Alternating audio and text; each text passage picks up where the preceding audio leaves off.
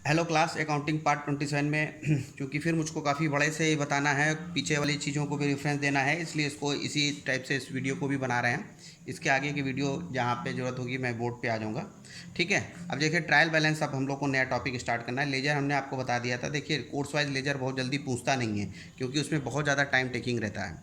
ठीक है। और ट्रायल बैलेंस का भी जो हम फर्स्ट इसमें कवर करने वाले हैं ये भी जल्दी एग्जाम में नहीं पूछता, लेकिन चूँकि कोर्स में है इसलिए बताना ज़रूरी है। ट्रायल बैलेंस क्या होता है, एक समराइज्ड रहता है लेजर का। ठीक है। और उसमें डेबिट और क्रेडिट बैलेंस को वो देखा जाता है और एक अर्थमेटिकल एक्यूरेसी को चेक किया जाता है।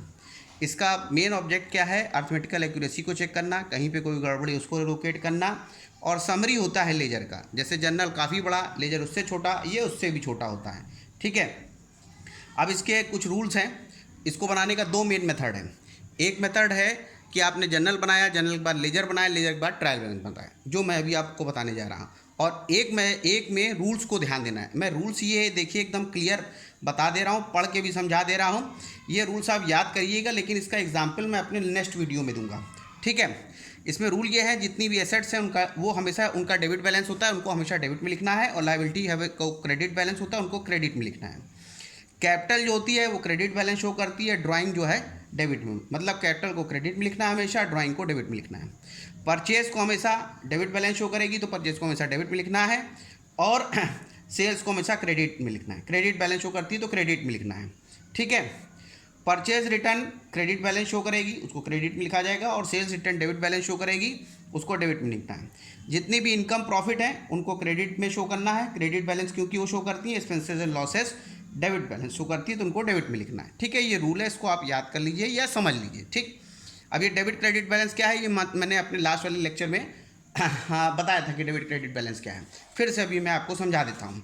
ठीक है। अब देखिए थोड़ा सा हम पीछे आ जाते हैं, जैसे हमने लास्ट टाइम पे अकाउंटिंग वाले पार्ट में बताया था और आपको ये दिखाया था। जैसे ये एक जनरल एंट्री थी, स्टार्टेड बिजनेस विद कैश, याद आ गई होगी आपको। Purchase good from Mohan, paid to Mohan. ये फिर इसके बाद हमने इसकी जनरल एंट्री कर दिया था।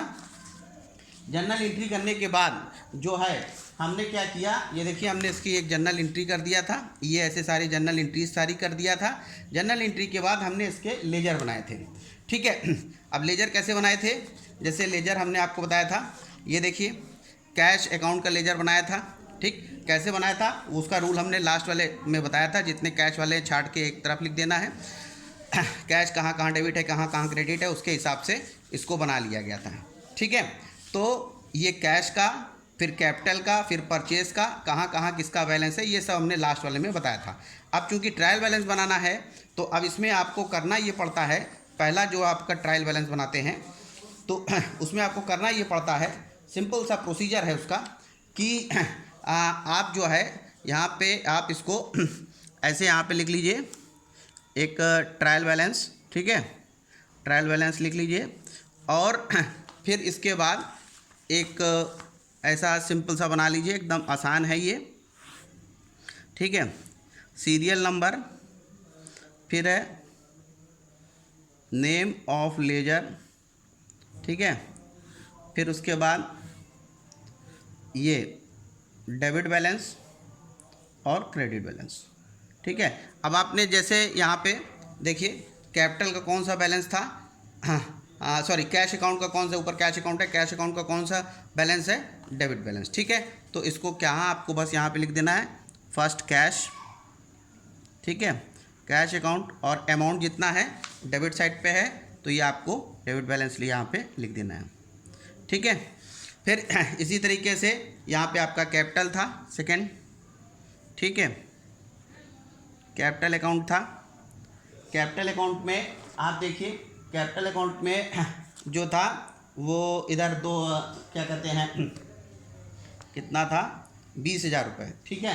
तो कैपिटल अकाउंट में 20,000, ये क्रेडिट देखिए, ये क्रेडिट साइड लिखा है तो इसको हमें क्रेडिट साइड लिख देना है। ठीक है। फिर इसके बाद जो थर्ड था परचेज। ठीक है। थर्ड परचेज है। ठीक। परचेज अकाउंट है, परचेज अकाउंट को किधर लिखना था, जो है परचेज अकाउंट को हम लोग यहाँ पे इसको आप ये देखिए कि ये इसका यहाँ पे बराबर कर दिया गया था और इसके बाद ये देखिए परचेज अकाउंट का यहाँ पे डेबिट बैलेंस रहेगा। ठीक है, तो परचेज अकाउंट का यहाँ पे जब वापस आएंगे यहाँ से तो यहाँ पे डेबिट बैलेंस आ जाएगा, तो परचेज को किधर लिख दिया जाएगा, डेबिट साइड में लिख दिया जाएगा। ठीक है, परचेज को हमने डेबिट में लिख दिया। ठीक है, फिर हमारे कैश, कैपिटल और परचेज हो गए। इसके बाद कौन सा हमारे पास लेजर है, ये मोहन। जो लेजर बराबर होंगे उसमें कुछ नहीं करना अपने आप। इसमें देखिए ये सब बराबर नहीं थे, इनको हमने बराबर किया है, तो इसलिए जो बैलेंस उतरा है वो लिखा हमने ट्रायल बैलेंस में। लेकिन यहाँ पे देखिए ऑटोमेटिकली बराबर आ रहा है, तो यहाँ पे कुछ नहीं करना। ठीक है, फिर हमारे पास जो एक ये डिस्काउंट वाला है, फोर्थ वाला। ठीक है, डिस्काउंट का हमने लिखा, ये डिस्काउंट रिसीव्ड है हमारा, इनकम है हमारी। ठीक है, डिस्काउंट रिसीव और 100 रुपये हमको मिला है, तो इसको हम क्रेडिट की तरह शो कर देंगे। ठीक है, फिर इसके बाद फर्नीचर है। ठीक है, फर्नीचर वैसे भी देखते चलिए, रूल को भी फॉलो कर रहा है। फर्नीचर अकाउंट का कौन सा बैलेंस होता है, फर्नीचर अकाउंट का जो है डेबिट बैलेंस होता है। तो ये देखिए डेबिट में है, तो दोनों तरह से आपको पता चल जाएगा, फर्नीचर अकाउंट का ये डेबिट बैलेंस होगा। फिर सैलरी है, सैलरी हमारा खर्चा है। ठीक है, सैलरी का कौन सा बैलेंस हो जाएगा, डेबिट में। डेबिट में कितना हो जाएगा, 1000, तो ये 1000 हमने लिख दिया। ठीक है, और थोड़ा सा हम लोग आगे बढ़ा लेते हैं इसको। फिर इसके बाद जो है रेंट है, रेंट जो है यहाँ पे हमारी इनकम के फॉर्म में है। ठीक है, 7 जो है रेंट, तो रेंट को किधर लिख देना है, क्रेडिट साइड पे। ठीक है, ये क्रेडिट साइड पे हमने लिख दिया। ठीक है, अब जो है इसके अलावा जो है और कोई चीज़ बच रही है, इसके अलावा कोई और चीज़, हाँ इसके अलावा देखिए ये है, ये जो है 8th पे जो है ये राम का अकाउंट है।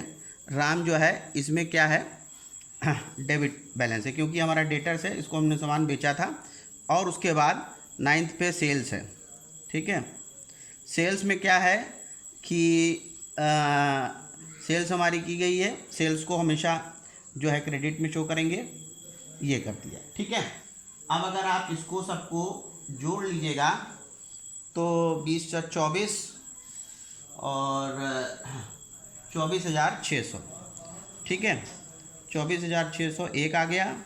और इधर भी अगर आप टोटल कर लीजिएगा, 5 2 7 1 8 8 4 12 और 12,600, तो 24,600 इधर भी हो गया।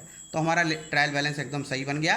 तो ये ट्रायल बैलेंस इस तरह बनाया जाता है। हालांकि इस तरह से ट्रायल बैलेंस बनाने के लिए जल्दी आपके पास आएगा नहीं, इसलिए नहीं आएगा क्योंकि ये काफ़ी लेंदी प्रोसेस है। ठीक है, तो अभी इस वाले वीडियो में इतना ही, आगे हम नेक्स्ट टर्न पे बताएंगे। Okay, thank you.